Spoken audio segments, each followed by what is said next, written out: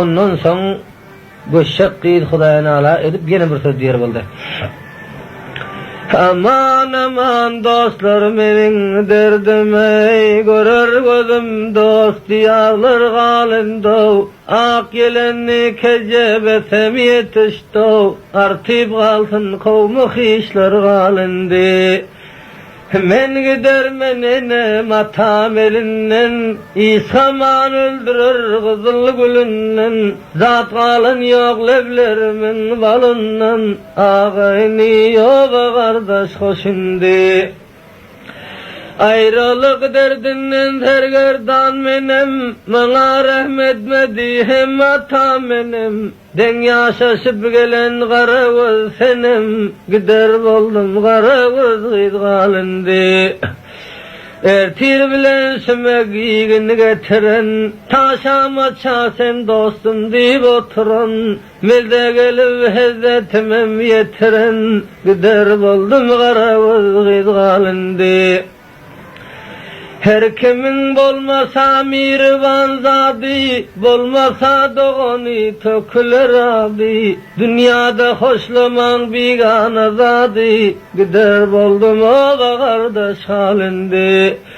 Men bir yalnız giz, men bir atavene, tükönmez dertlere sataştım yenov. Doğanım bolmasa başımda pena, gider boldum Allah yarın galindi. Seherler oyanır salmasam yada, dertlerim olmaz memnundan ziyada. Enem atam yetirmedi murada, gider boldum Allah yarın galindi. Kavmi hişler ne dermandır görmesen, inde menem soramana barmasan, ya dillere gid oğlunu vermesen, gider boldum Allah yarın hoşindi. Seherler oyandım feryad içinde, yürekler mevcurur bıdad içinde, barıp öğrenşin şembriyad içinde, gider boldum Allah yarın hoşindi. Cem bolup gelip sen kovmi kardeşler, indiya dillere sataştı başlar, tayenem görünçem döküler dişler, gider boldum den duşlarım galindi. Ertir bilen geldin yanıma oynap, kara gözgü dostum kalarsın yaynap, bigamlar oturur sakkızın şeynap, gider boldum Allah yarın hoşindi.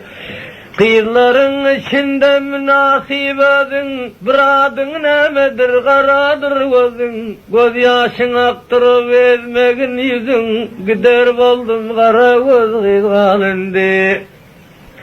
Adın kara gözdür gıyırların kanı, hamala den duşun gelmeyecek yani. Men bundan gidermen yoktur nişanım, gider boldum kara göz galindi.